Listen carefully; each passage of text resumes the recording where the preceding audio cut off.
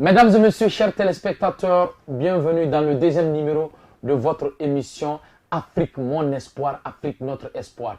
Afrique Mon Espoir est une émission qui a été initiée par l'agence de communication Voix d'Afrique, oui, en coproduction, en partenariat avec S6 Prod. Oui, Afrique Mon Espoir, c'est une émission qui parle des gens qui sont passés par l'immigration clandestine.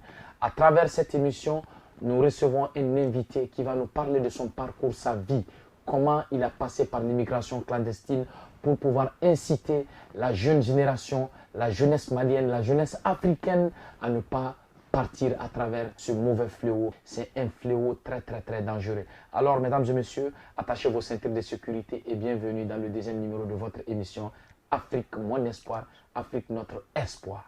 Alors, mesdames et messieurs, ensemble, nous allons recevoir sur ce plateau notre invité. Comment ça va, mon frère? Alhamdulillah. Tu vas bien?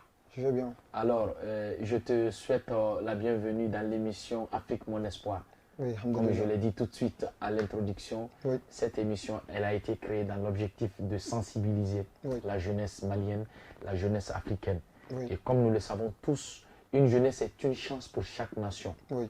Et une jeunesse qui se bat est vraiment une jeunesse. Et aujourd'hui, nous savons que le fléau de l'immigration clandestine prend de plus en plus de l'ampleur. Oui. Et pour pouvoir freiner, il faut un combat, il faut un engagement de nous, les jeunes vis-à-vis, parce que c'est nous l'avenir de demain. Oui. Et c'est à nous de se battre pour arrêter ce fléau.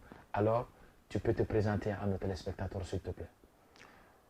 Oui, bonjour, bonsoir, mon cher frère Yoro Diakité. Oui. Donc, moi, je suis Hadi Dango. Hadi Dango. Je viens de la famille Griot, des cercles de Yelimane, région de Kaï. Ok. Mon village, c'est Kanyaga Kirane. Kanyaga Kirane. Kirane. D'accord. Oui. Ok. Donc, tu es né où? Moi, je suis né à Côte d'Ivoire, à Abidjan. Je suis venu grandir à mon village, Ok. Kanyaga Kirane. Kanyaga Kirane. Oui. Ça, c'est dans la région de Kaï. Kaï. Ok. Hadi? Oui. D'accord.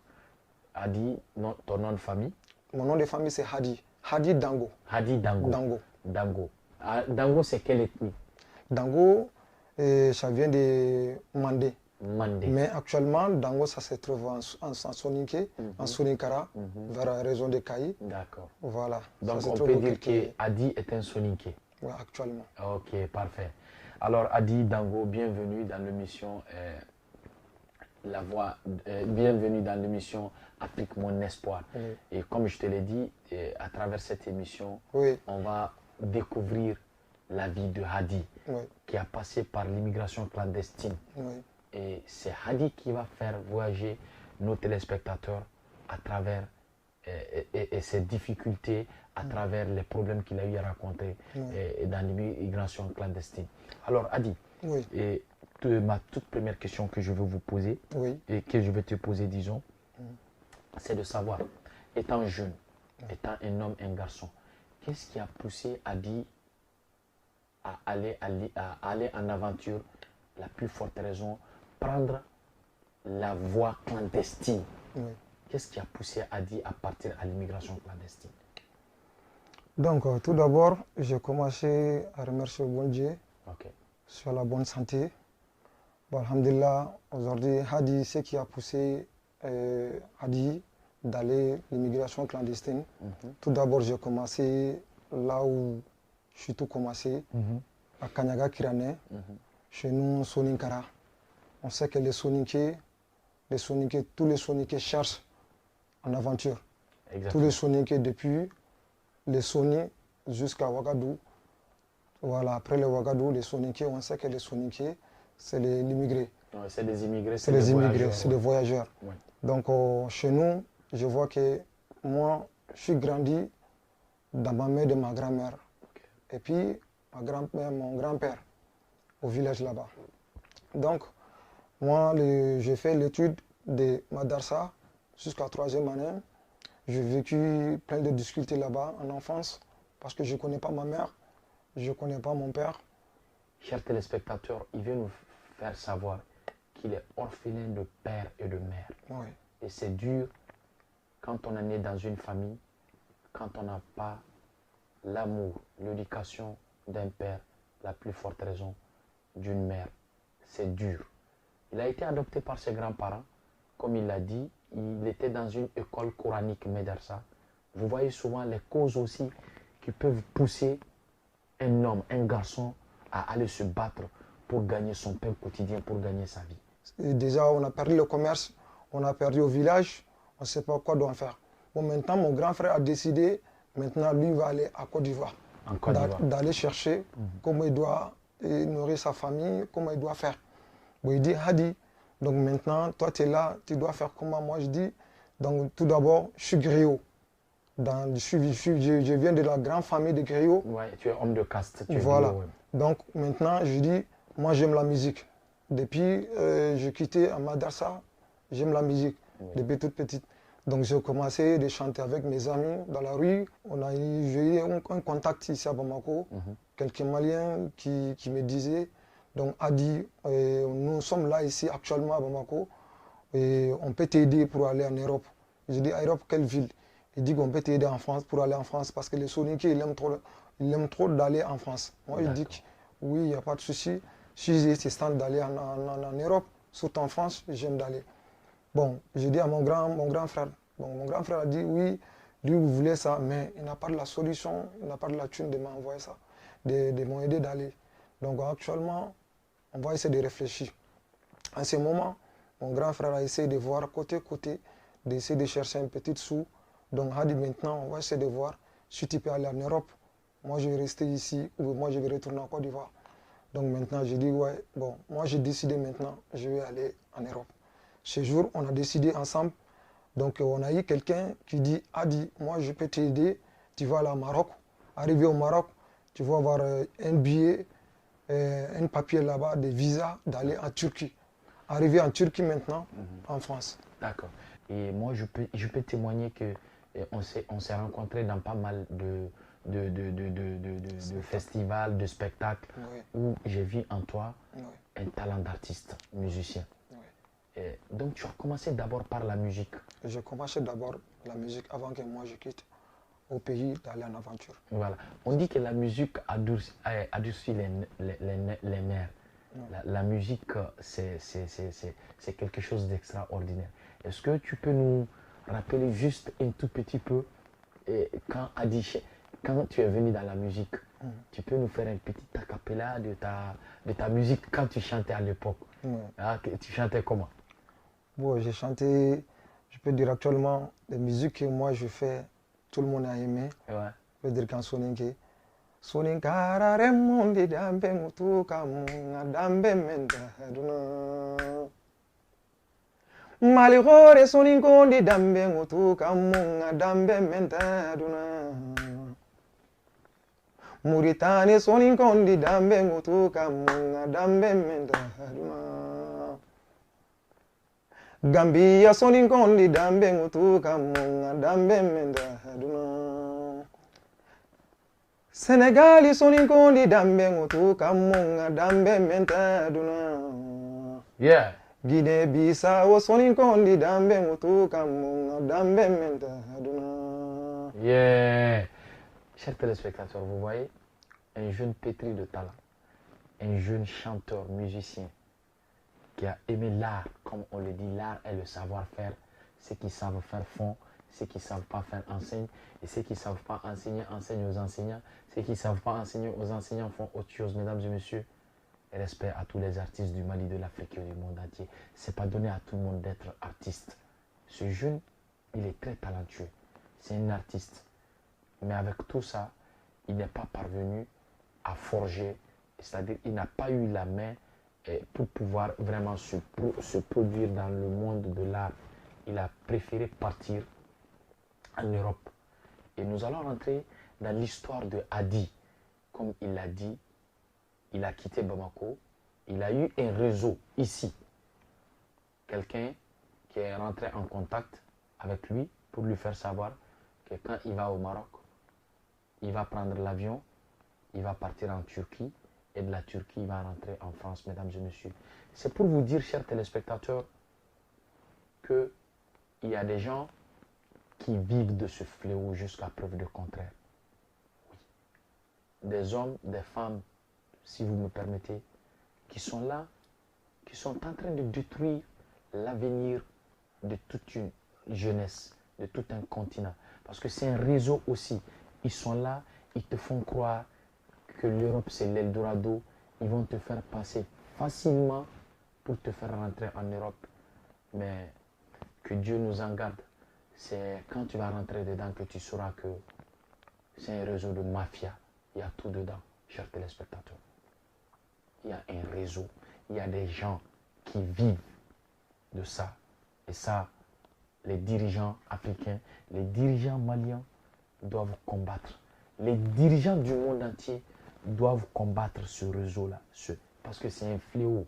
C'est de la mafia à part, chers téléspectateurs. Comment tu es rentré en contact avec la personne qui t'a dit que de Bamako, tu vas partir au Maroc et du Maroc, tu vas partir en Turquie et de la Turquie, tu vas rentrer en France? Tout d'abord, commençons ici au Mali. Ensuite, tu vas nous amener au Maroc. Et si réellement, si tu as été en Turquie, vice-versa. Allons étape par étape. Comment ça s'est passé ici d'abord? Ça s'est passé ici avec mon grand frère, avec la personne. Donc la personne a montré à mon grand frère que lui, il est prêt d'aider mon grand frère de me ramener au Maroc. Maroc, après là-bas. Mon grand frère dit, ok, il n'y a pas de souci. Donc maintenant, vous êtes prêt à donner combien? Donc on va essayer d'aider Adi pour aller. Mon grand frère, avec un ami, il a pris crédit avec ces personnes, de l'argent, côté droite à gauche, d'essayer l'économie qu'il y a, il a essayé de compléter ça. Il nous a dit qu'il va me ramener en vol au Maroc. Au Maroc, vol Turquie. Turquie, vol en France. Ouais.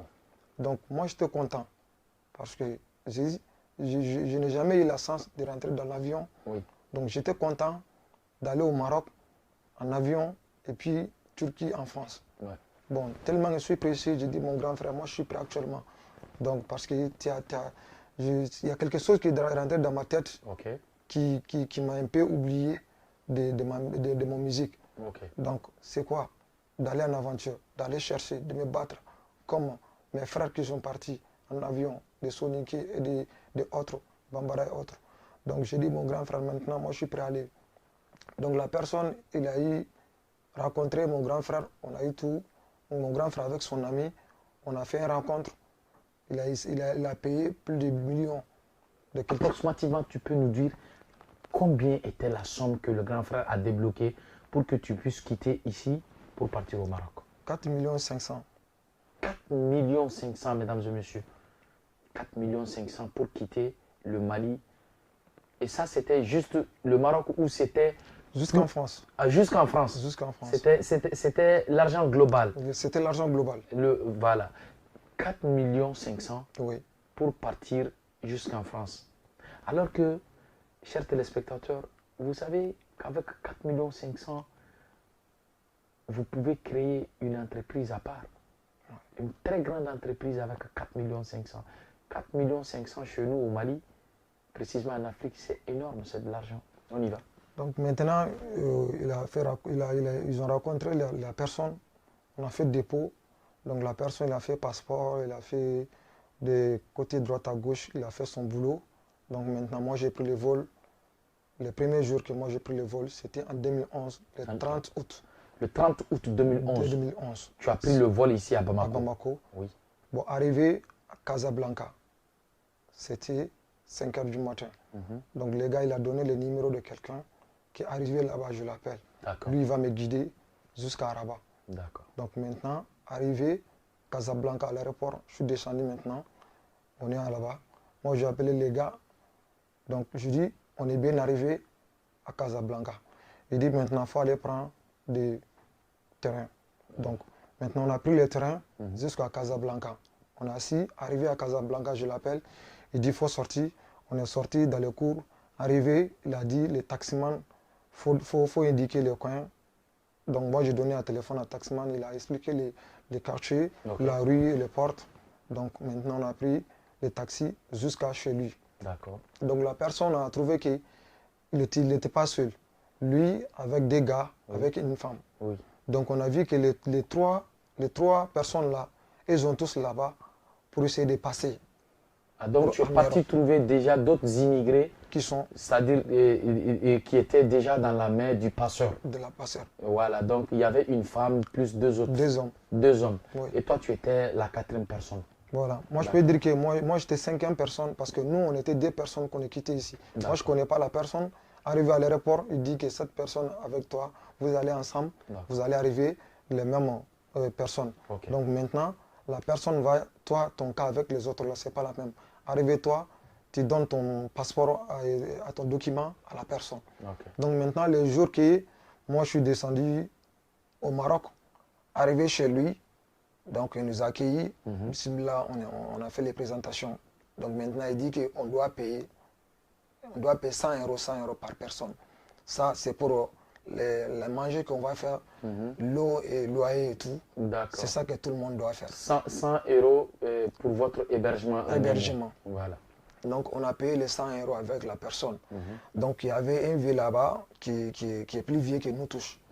La personne là, le gars il est sorti, la personne qui est venue dit que Adi, toi tu es avec ton passeport et billet d'avion, non? Je dis oui. Il dit qu'il faut garder, il ne faut pas lui donner ça à autre personne. Moi je dis qu'il y a quoi? Donc tu as trouvé un vieux là-bas qui t'a conseillé, qui t'a dit de ne pas donner ton passeport et ton billet d'avion au monsieur. Le passeur. Oui. Ok. 2 jours, 3 jours, moi j'ai dit les gars, c'est comment? Il dit qu'il attend d'abord mon gars là, donc ils sont en train de faire les papiers. D'accord. Donc 2 semaines, 3 semaines. Donc un jour, après ça, j'ai appelé les gars, j'ai dit à mon grand frère, je suis là toujours, je suis bloqué, il y a quoi? Donc alors qu'ils ont dit que quand j'arrivais, je vais passer. C'est le vol direct. C'est le vol direct. Bon, je suis là encore, je ne suis pas encore passé. Mon grand frère dit, attends-moi, il va me rappeler dans ces 2 jours-là. Après, mon grand frère m'a savoir que les gars là, ils n'arrivent pas à rejoindre les gars là. Ils n'arrivent pas à rejoindre les gars là en téléphone. Oui. Donc après, j'ai dit à les gars, bon, qu'est-ce qui se passe dans mon cas? Il dit, mon frère, il faut te patienter, tu vas passer. Donc je suis allé à l'ambassade, je suis en train de chercher ton truc là pour que tu puisses passer. Donc ton passeport est où? Ton passeport là, c'est où même? J'ai dit mon passeport avec moi. Tu peux me donner? Moi je dis que non, mon frère, moi je ne peux pas donner mon passeport à toi d'abord. Faut me dire la vérité, il faut me montrer qu'est-ce que doit. Ou on sort ensemble, on va aller à l'ambassade, tu vas me montrer qu'est-ce qu'on doit faire. Donc il dit, ok, il n'y a pas de souci. Il est sorti encore, chaque jour il sort, il rentre, il sort, il rentre. Donc maintenant, les gars, les vieux, avec les 2 gars qu'on est là-bas, la personne que moi je suis voyagé avec lui là, depuis qu'on est venu, les jours qu'on est venu, lui il est disparu. Jusqu'à présent, moi je ne sais pas là où il est parti. Mais il a pris son billet et puis le passeport.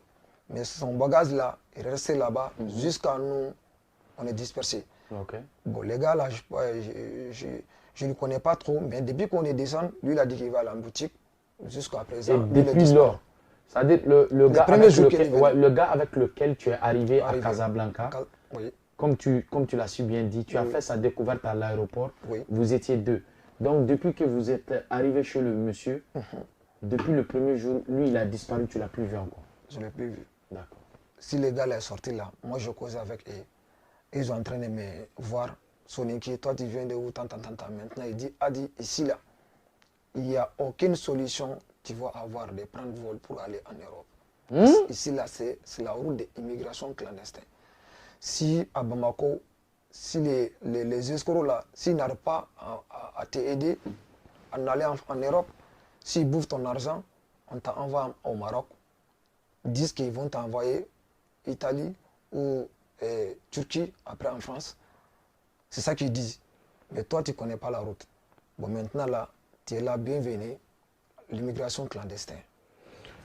Donc, si j'ai bien compris, Adi, c'est ce que je disais tout de suite, chers téléspectateurs, dans l'émission. C'est un réseau. C'est un fléau qui est là. C'est des gens qui sont en train de sucer le sang des jeunes. Parce qu'ils savent juste que certains jeunes ont l'envie, ils ont l'amour. Parce que ça ne va pas dans la famille, ça ne va pas dans l'environnement. Le papa a une certaine âge, la maman ne vit plus. Ça ne va pas avec les tontons, ça ne va pas la vie familiale. Et il faut aller se battre. ils profitent de cette occasion pour s'enrichir.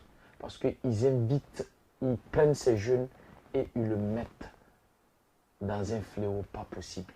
Vous voyez? Donc maintenant, ils savent qu'ils ont pris ton argent, ils ne peuvent pas te faire rentrer par le vol direct. On te fait partir par la voie clandestine. Et tu vas venir te retrouver au Maroc ou ailleurs où tu n'as plus le choix. Tu dois partir par la voie terrestre. C'est-à-dire, tu dois partir par la mer ou autre chose. C'est ça, c'est ça, c'est ça. C'est un réseau qui est là. Ce sont des gens qui ont fait ce truc un métier et ils sont en train de vivre dedans. Ça doit s'arrêter, chers téléspectateurs. Je ne peux pas seul. Lui seul, il ne peut pas. Toi seul, tu ne peux pas. Il faut un combat collectif. Il faut une vision. Il faut un combat de la jeunesse africaine. Il faut un combat des dirigeants africains pour arrêter ce fléau, chers téléspectateurs. Adi, donc... Le gars, il est venu. Moi, je lui ai dit, le gars, il est à quoi? Il a dit, Adi, moi, j'en ai marre dans ton truc. Maintenant, moi, je te dis la vérité. Adi, tu ne veux pas aller en avion en Europe. Adi, tu es envoyé ici. Moi, j'attendais ton argent. 1,5 million. Les gars qui doivent m'envoyer 1,5 million, je vais t'envoyer par la voie, le grand combat de l'immigration clandestine. Plus de 70 personnes que tu dois rentrer dans ces combats, que tu dois partir en Espagne. D'accord. Il dit, Adi, c'est ça qu'on attend, ton argent. Je dis, ah bon? Il dit, ok, moi j'ai compris. J'ai appelé mon grand frère, il dit, Adi, j'ai tout compris maintenant. Il faut décider à toi, qu'est-ce que tu dois faire. Et je dis, ok, je vais me réfléchir toujours. Bon, les gars qui est là-bas, la vie, lui il dit, Adi, il ne faut pas retourner au Mali, parce qu'il y a guerre. Il y a des coups d'État, il y a des problèmes au Mali. Il faut essayer de te concentrer ici, il faut chercher en Europe. J'ai dit, ok, il n'y a pas de souci. On va aller payer encore l'argent, on va rester dans les foyers. Là-bas, là, c'est une banlieue. C'est une on dit Takadoum. Là-bas, c'est les quartiers les plus dangereux. Takadoum. Takadoum. Les quartiers les plus dangereux au Maroc, les quartiers les plus dangereux à Rabat. Là-bas, il y a tous les Africains là-bas. Donc, on est allé là-bas, on est allé à une maison, il y avait un Malien qui avait des appartements ou 3 appartements comme ça. Il y a des Maliens et des Ivoiriens consorts qui sont là-bas. Maintenant, il dit que mon gars là, vous allez dormir ici 2 ou 3 jours. Donc, on va venir vous chercher pour aller et rester avec nous encore. Vous allez retourner chez nous.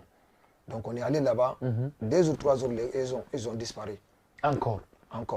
Donc, nous, on est resté avec les firemen. Les firemen disent qu'on doit payer cette somme. Donc, on a payé. Donc, maintenant, ça devenait grave. L'argent que moi j'avais, je vois que c'est en train de finir. Et chaque jour, tu te rends compte que tu ne fais que dépenser. Oui, tu ne travailles pas. Et tu n'es pas parvenir à rentrer là où tu veux. Oui. Mais le peu que tu as sur toi, tu ne fais que dépenser chaque jour. J'ai découvert que l'immigration clandestine, là, il y a des gens qui venaient de Mauritanie, de l'Algérie, ils vont rentrer ici à Rabat. La nuit, ils quittent ici, à Rabat, ils vont y aller vers Nador. On entend... Nador, c'est une autre ville. Nador, c'est une ville de frontières entre Maroc et l'Espagne. Quand tu es arrivé à Nador, après Nador, c'est Benicia. Okay. Entre Benicia et Melilla, il y a des grilleages. Okay. Le côté Nador, c'est là-bas qui est l'eau. Okay. Qui a des mers. D'accord. Il y a un autre réseau là-bas. Quand vous êtes des nouveaux, quand vous venez, il y a des gens qui vous accueillent, d'aller vous loger. Ils cherchent l'argent avec vous. Ils vivent dans ça. Allah. Quand vous dites que vous allez acheter le Sojak qu'on rentre dedans, on ramène, on fait le vent dedans, oui. Ça gonfle. Oui. Donc maintenant, ces jours-là, on a quitté vers 21h à Rabat pour aller à Nador. Maintenant, Vous êtes parti comment de Rabat à Nador?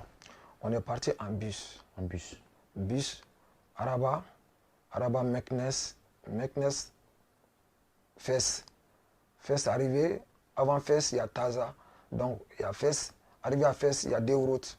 Il y a une route qui passe vers Oujda, il y a une route qui passe vers Nador. Okay.